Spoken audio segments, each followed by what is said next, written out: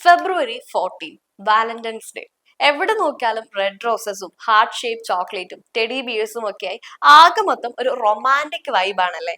ഇൻസ്റ്റഗ്രാമും ഫേസ്ബുക്കും തുറന്നാൽ പ്രണയിതാക്കളുടെ ഫോട്ടോകളും ഗിഫ്റ്റുകളും കൈമാറുന്ന വീഡിയോകളും കൊണ്ട് നിറയും. പക്ഷേ നമ്മൾ ഈ കാണുന്ന മനോഹരമായ സെലിബ്രേഷന്റെ ബിഗിനിങ് അത്ര സ്വീറ്റ് ആയിരുന്നില്ല എന്ന് പറഞ്ഞാൽ നിങ്ങൾ വിശ്വസിക്കുമോ? ഇത്രയും റൊമാൻറ്റിക് ആയ ഒരു ദിവസത്തിന് പിന്നിൽ ബ്ലഡ് ഷെഡും ചങ്ങലകളും ചാട്ടവാറടിയും ഒക്കെ നിറഞ്ഞ ഒരു ഡാർക്ക് പാസ്റ്റ് ഉണ്ട്.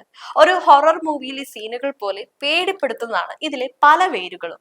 ഈ പ്രണയദിനത്തിന്റെ ആരും അറിയാത്ത ഹിസ്റ്ററി പുസ്തകങ്ങളിൽ അധികം ആരും പറയാത്ത ഒരു കഥയുണ്ട്. ആദ്യം തന്നെ പുരാതന റോമിലേക്ക് ഒന്ന് പോകാം. വാലന്റൈൻസ് ഡേയുടെ ശരിക്കുമുള്ള വേരുകൾ കിടക്കുന്നത് പുരാതന റോമിലെ ലൂപ്പക്കാലിയ എന്ന വിചിത്രമായ ഒരു ഫെസ്റ്റിവലിലാണ്. February 13 മുതൽ 15 വരെ ആയിരുന്നു ഇത് നടന്നിരുന്നത് തന്നെ. ഇന്നത്തെ പോലെ റോസാപ്പൂക്കളും ചോക്ലേറ്റും ഒന്നും അന്ന് ആരും കണ്ടിട്ട് പോലുമില്ല. പകരം അവിടെ നടന്നിരുന്നത് വളരെ വയലന്റ് ആയ കാര്യങ്ങളാണ്. അന്ന് റോമാക്കാർ ലൂപ്പക്കസ് എന്ന തങ്ങളുടെ ദേവനെ പ്രീതിപ്പെടുത്തുന്നതിനായി ആടുകളെയും നായ്ക്കളെയും ഒക്കെ ബലി കൊടുക്കുമായിരുന്നു. പക്ഷേ സീൻ അവിടെയും തീർന്നില്ല. ബലി കൊടുത്ത മൃഗങ്ങളുടെ സ്കിന്ന് സ്ട്രിപ്പുകളാക്കി മുറിച്ച് പുരുഷന്മാർ തെരുവിലിറങ്ങും. എന്നിട്ട് ഈ സ്ട്രിപ്പ് കൊണ്ട് അവർ കാണുന്ന സ്ത്രീകളെയൊക്കെ അടിക്കുമായിരുന്നു. കേൾക്കുമ്പോൾ നമുക്ക് വല്ലാതെ തോന്നും. പക്ഷെ അന്ന് സ്ത്രീകൾ ഈ അടി വാങ്ങാൻ വേണ്ടി ക്യൂ നിൽക്കുമായിരുന്നു. ഈ അടി കിട്ടിയാൽ വരാനിരിക്കുന്ന വർഷത്തിൽ അവർക്ക് നല്ല ഐശ്വര്യവും വന്ധ്യതയിൽ നിന്നും മോചനവും ഉണ്ടാകുമെന്നായിരുന്നു അന്നത്തെ വിശ്വാസവും.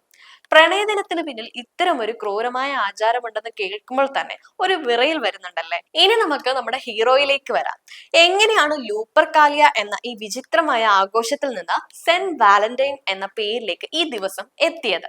അതിനു പിന്നിൽ റോം ഭരിച്ചിരുന്ന ക്ലോഡിയസ് രണ്ടാമൻ എന്ന ചക്രവർത്തിയുടെ ഒരു വിചിത്രമായ നിയമമുണ്ട്. ക്ലോഡിയസ് ദി ക്രൂവൽ എന്നാണ് ഇയാൾ അറിയപ്പെട്ടിരുന്നത് തന്നെ.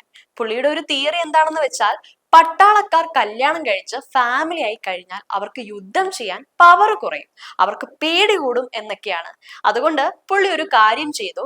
സ്ട്രിക്റ്റ് ആയി സൈനികരുടെ മാരേജ് ബാൻ ചെയ്തു. ആരും കല്യാണം കഴിക്കാൻ പാടില്ല. എന്നാൽ ഈ നീതികേടിനെതിരെ ഒരാൾ ശബ്ദമുയർത്തി. അതായിരുന്നു വാലന്റൈൻ എന്ന പ്രീസ്റ്റ്.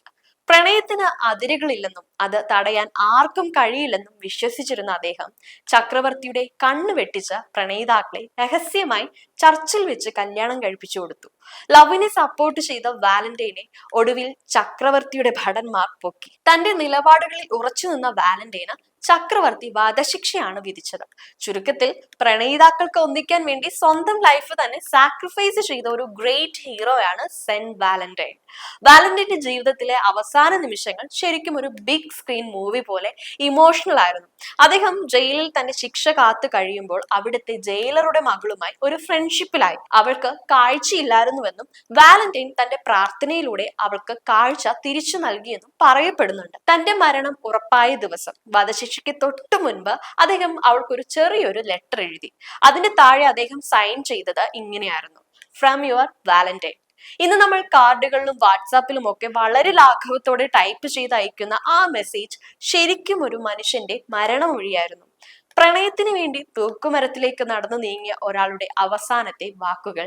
അവിടെ നിന്നാണ് ഇന്നും നമ്മൾ യൂസ് ചെയ്യുന്ന ആ ഫേമസ് വാലന്റൈൻസ് കാർഡുകളുടെയും ബിഗിനിങ് തന്നെ. അത് വെറും ഒരു മെസ്സേജ് മാത്രമായിരുന്നില്ല, അതൊരു വലിയ ഫൈറ്റിന്റെയും സാക്രിഫൈസിന്റെയും അടയാളമായിരുന്നു. കാലങ്ങൾ ഒരുപാട് കടന്നുപോയി. പതുക്കെ പതുക്കെ മാറ്റങ്ങളും വന്നു തുടങ്ങി. 5-ാം നൂറ്റാണ്ടിന്റെ അവസാനത്തോടെ ഗലാസിയസ് ഒന്നാമൻ മാർപ്പാപ്പ ലൂപ്പർകാലിയ എന്ന ക്രൂരമായ ആചാരം നിരോധിച്ചു. പകരം February 14 സെന്റ് വാലന്റൈൻസ് ഡേ ആയി ഒഫീഷ്യലായി ഡിക്ലെയർ ചെയ്തു. ലൂപ്പർകാലിയോയിലെ ആ രക്തം പുരണ്ട ചാട്ടവാർ അടികൾക്ക് പകരം പതുക്കെ പൂക്കളും ചോക്ലേറ്റുകളും ഒക്കെ വന്നു തുടങ്ങി. പിന്നീട് 14-ാം നൂറ്റാണ്ടിലും മറ്റും ഷേക്സ്പിയറെ പോലെയുള്ള ഗ്രേറ്റ് റൈറ്റേഴ്സിന്റെ എഴുത്തുകളിലൂടെയാണ് ഈ ദിവസത്തിന് ഇന്നത്തെ ആ റൊമാൻറ്റിക് വൈബും ഫീലും തന്നെ കിട്ടിയത്. അവർ ഈ ദിവസത്തെ പ്രണയവുമായി ബന്ധിപ്പിച്ച കവിതകളും നാടകങ്ങളും എഴുതിയിട്ടുമുണ്ട്.